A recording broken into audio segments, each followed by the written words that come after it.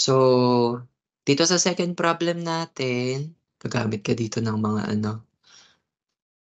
dalawang equation, dalawang yung mga ganun, no? O sige, anyway, class, kapag nakakita kang ganitong problem, again, basahin mo muna. Okay, pinapadetermine dito yung load P required to hold bar AB in a horizontal position on the smooth incline shown below. Also determine the reactions at A and B. So ang scenario dito, class, meron tayong bar AB. So itong bar AB daw na to, ito ay nakapatong kay inclined surface, smooth inclines.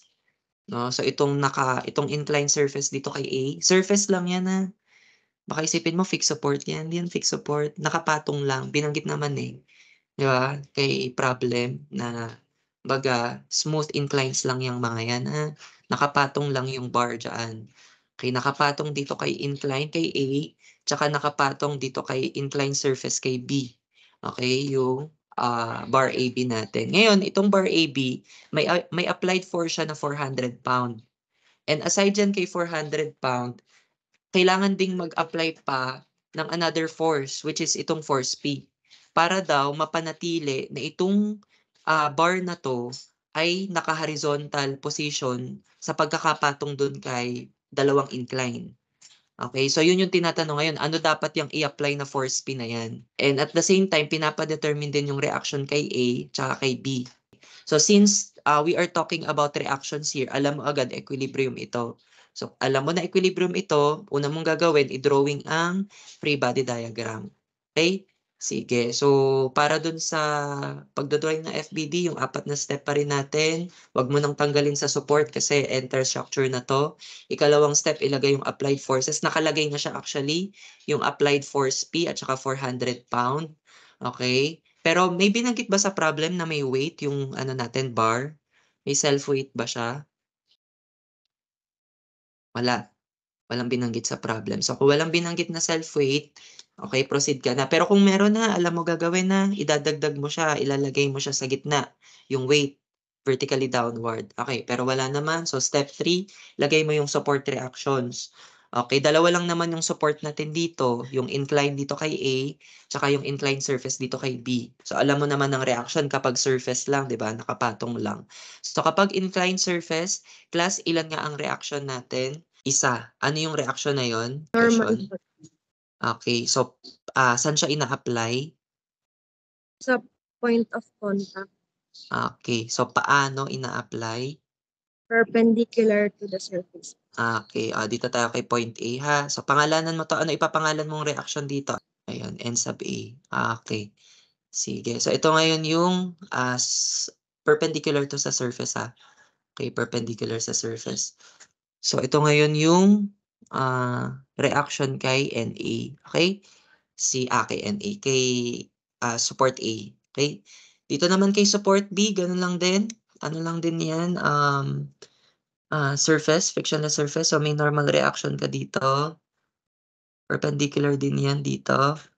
So ito ay, ang ipangalan mo naman N sub B. Okay? Sige. O, fourth step. Ano yung fourth step natin? Ilagay mo yung mga relevant angle and dimension.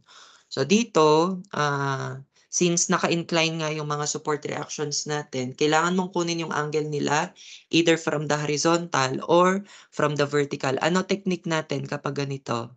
Yung naka-incline na surface actually, ilan yung angle niya from the horizontal? Ito din, di ba? Yung 60. 60 to, di ba? So 60 siya dito. Saan magandang kunin yung angle niyan nung N sub A natin? From the vertical. Tama? Gawa kang vertical. So, ilan yung angle niya from the vertical, class? Sagot na lang in chorus. 60 po. Ayan na. Ayan. Kailangan mo yan. 60 degrees siya from the vertical. Ganun din sa N sub B. So, from the vertical, ilan angle niya? Ilan ba to? 45 to, di ba? Yung from the horizontal. So, from the vertical, ilan to? 45 din. 45 din po. Okay, sige. Kompleto na ba yung free body diagram natin? Relevant dimensions, I think mga nakalagay naman na yung 4, 14, 2. Okay? Sige. So mula dito, anong gagawin na natin dito? Okay na. So mag-proceed ka na sa pagsosolve nung nung pinapahanap. Class, ang mga unknown na pinapahanap, ilan? Bilangin mo yung unknown. Si NA, si NB, sino pa? Class, pati si P, hinahanap pa. So, 3 yan.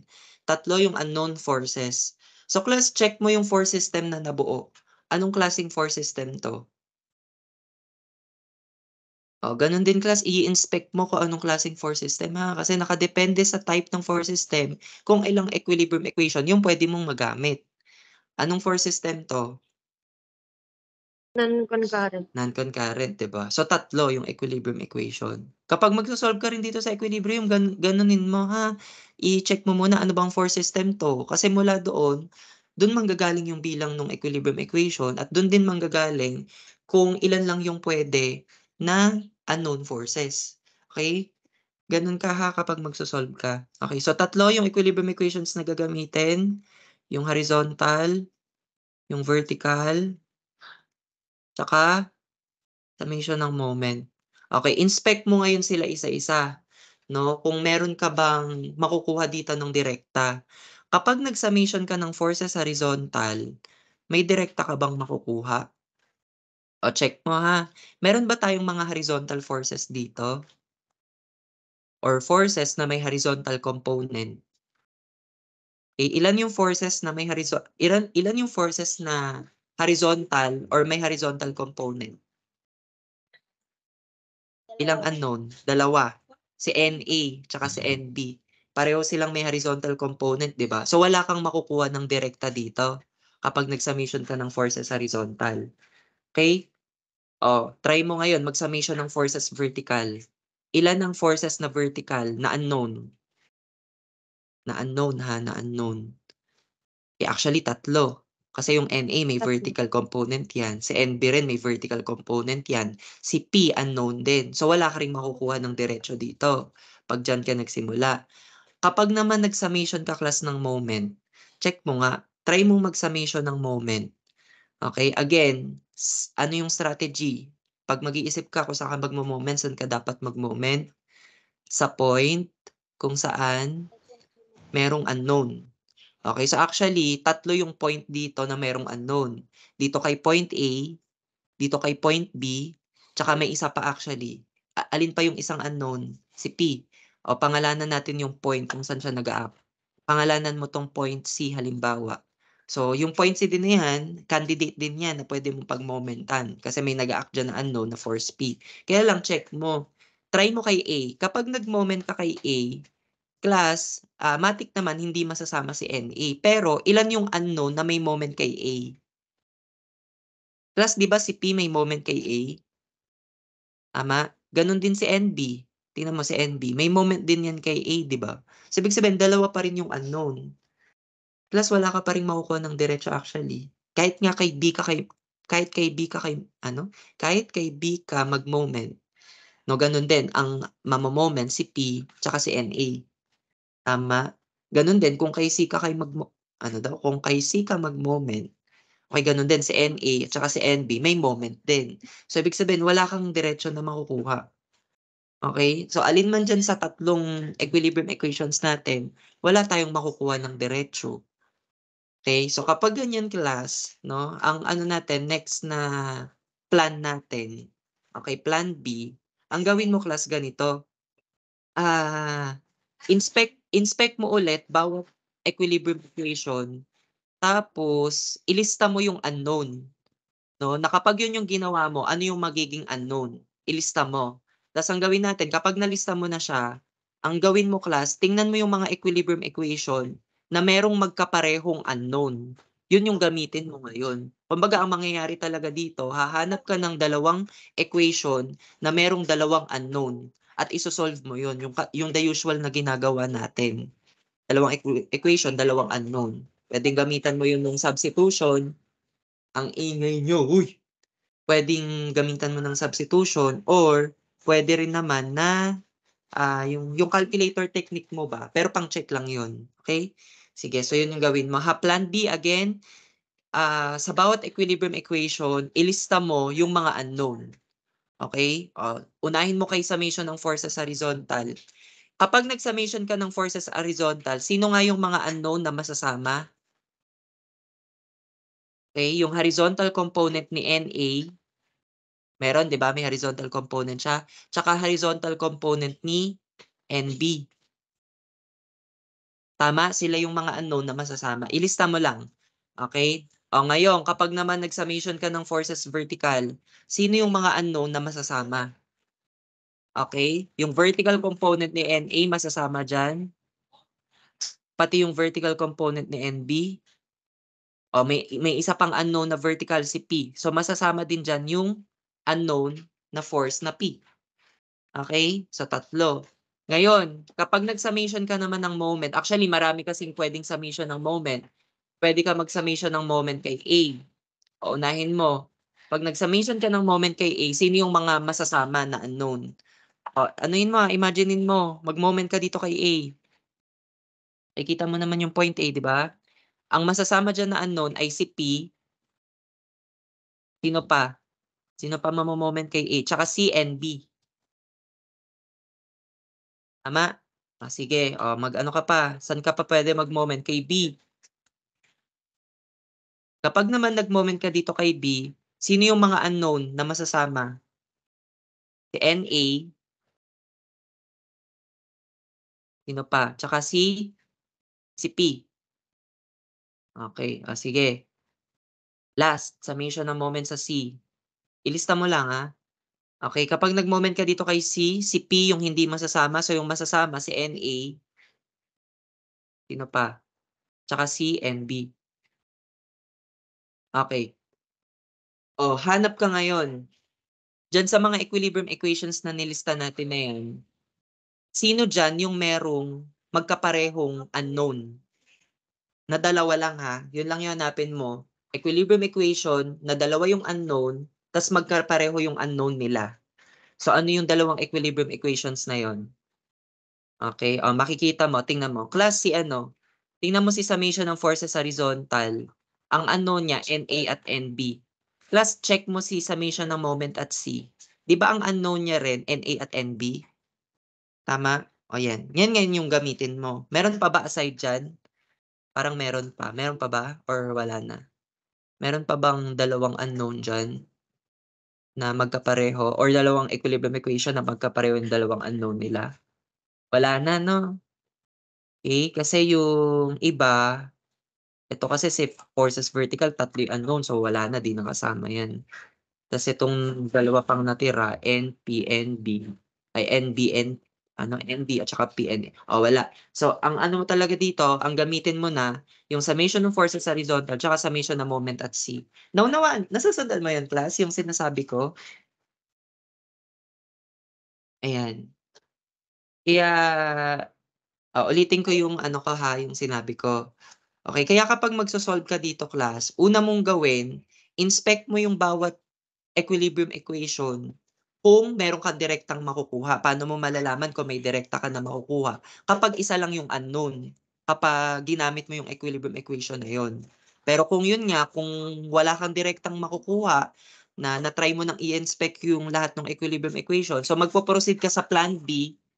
Okay, yung plan B, okay, inspect mo ulit bawat equilibrium equation, ilista mo kung ano yung mga unknowns nila kapag sila yung ginamit. Okay, at kapag nalista mo na lahat, hanap ka ng dalawang equilibrium equation na yung unknown nila magkapareho. So in this case, alin dito yung dalawang equilibrium equation na magkapareho ng unknown? Etong summation ng forces horizontal, tsaka yung summation ng moment dun sa C. Gawin mo na ngayon yun. Sige, sulat na natin yung solution natin. Okay, mag-start tayo sa summation ng forces horizontal.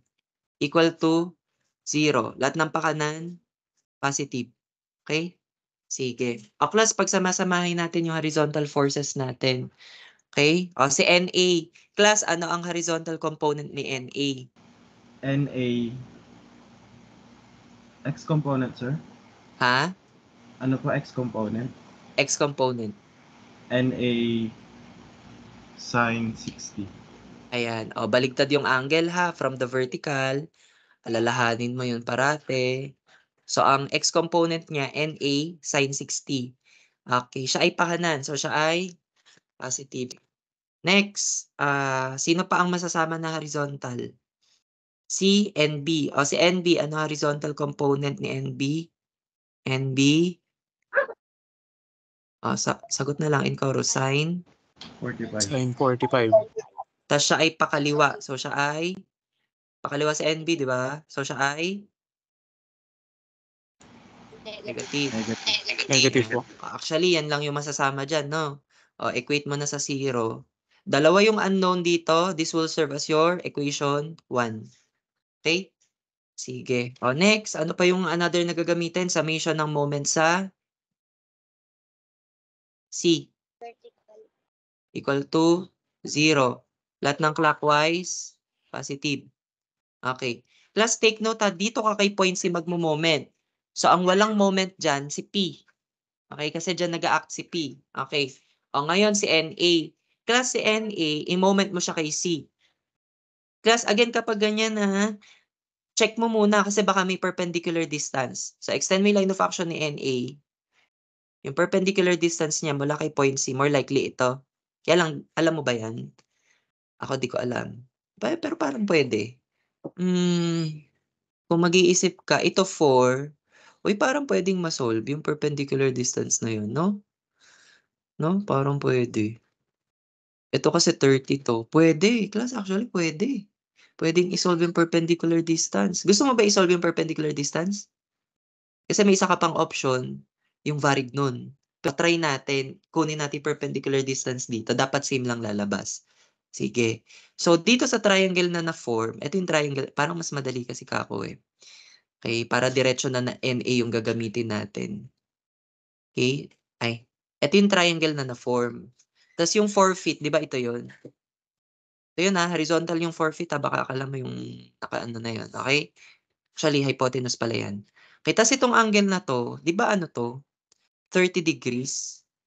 30 degrees to, di ba? 30. Kasi, dito, dun sa intersecting line ba? No? So, ito 60.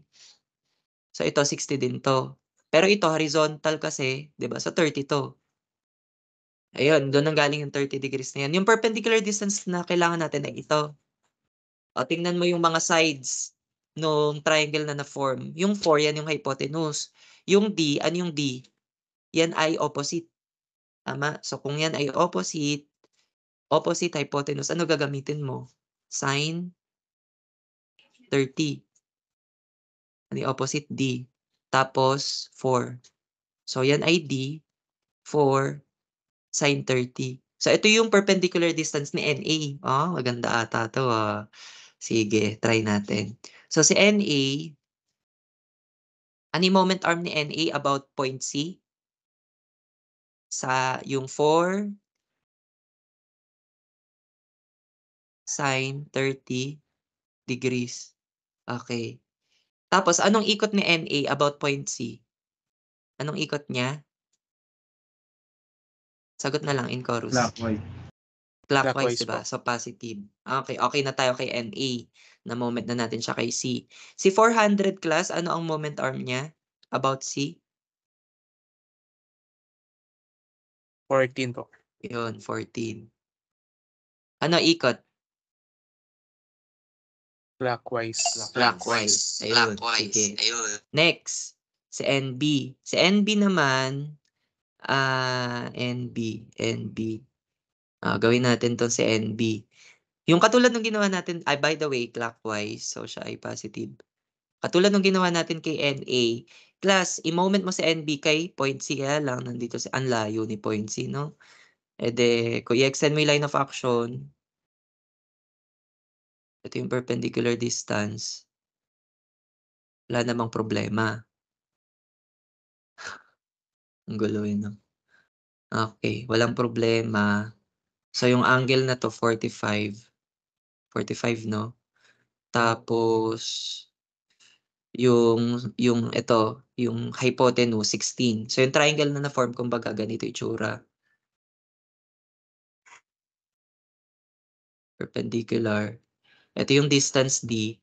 Tapos itong angle na to, 45, di ba? Okay? Tapos, ito 16, yung hypotenuse. Ayan. O katulad nung ginawa lang kanina, bali yung distance din niya, ano lang din, opposite hypotenuse. So sin 45 equal to opposite na D, tas hypotenuse na 16. So 16, ano lang, sin 45. Check natin. So yun yung moment arm ngayon ni NA. So si NA, NB pala, NB. So si NB, moment arm niya ay 16 sin 45. Okay. May iba, anong ikot ni NB about C? Counterclockwise, so siya ay negative. Wala nang ibang masasama, no? Sakto na ba? Tatlo yung may moment. Okay. Equal to 0. Okay. Ngayon, this will serve as your equation 2. Mula dito sa equation 1, equation 2, so dalawang unknown, dalawang equation, dalawang unknown. So, yung usual na ginagawa natin, siguro from equation 1 na lang, ilabas mo si NA. From equation 1, ilabas natin si NA. So, magiging NA sin 60, tapos ikabila mo si NB. So, magiging positive NB sin 45. Tapos divide mo both sides by sin 60. Divide both sides by sin 60. So, si NA na lang matitira dito. Bali siya ay NB.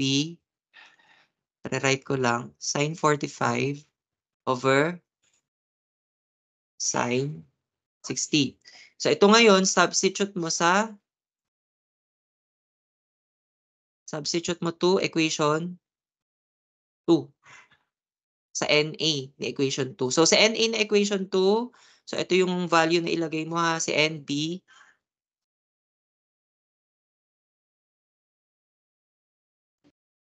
Sin 45 over sin 60. So, ito yung NA. Tapos multiply mo by 4 sin 30. Okay. Plus 400 times 14 minus NB ng 16 sin 45 degrees equal to 0. Okay, class, ang unknown na lang dito ay si NB. Class, pakipindot, ano ang lumalabas na NB?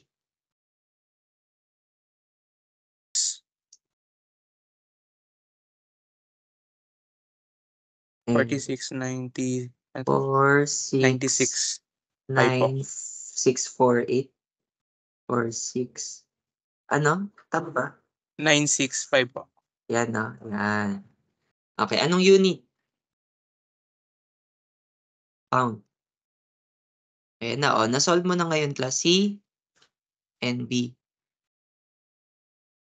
Okay, pwede mo na rin isolve si NA. So, ngayon, yung NB na nakuha mo dito, dito. Substitute mo sa NB. So, kahit yung answer na nga lang pindutin mo, answer times sin 45 over sin 60. Ayan, 472, tama ba yun?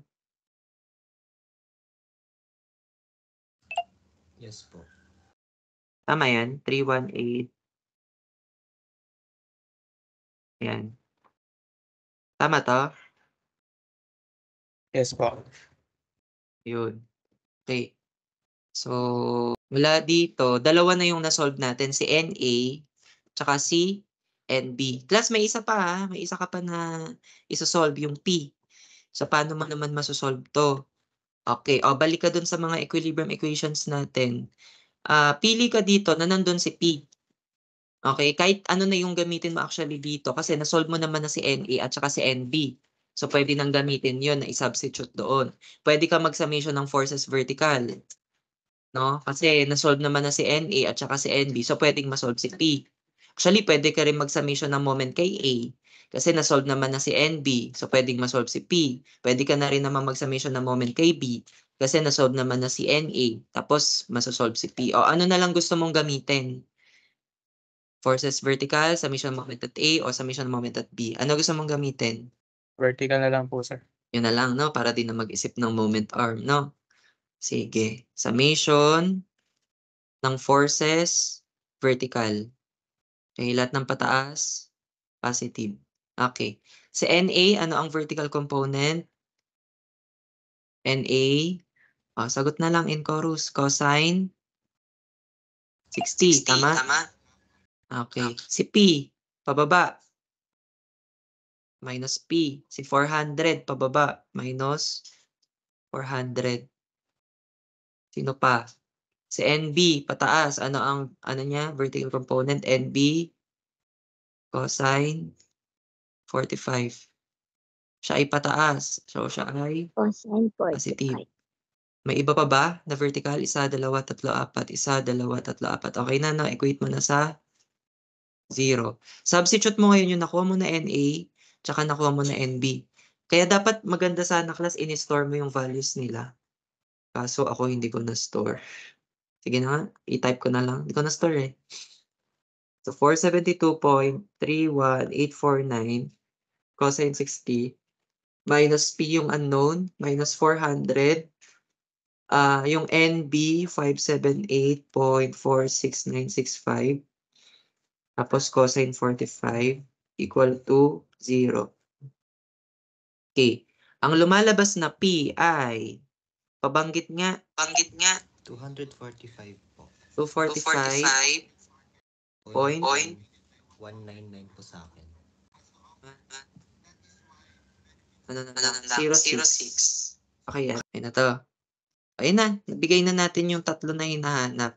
Pwede mo rin gamitin yung iba pa na natitirang equilibrium equation pang check. Yung summation ni moment at A, tsaka summation ni moment at B. Okay?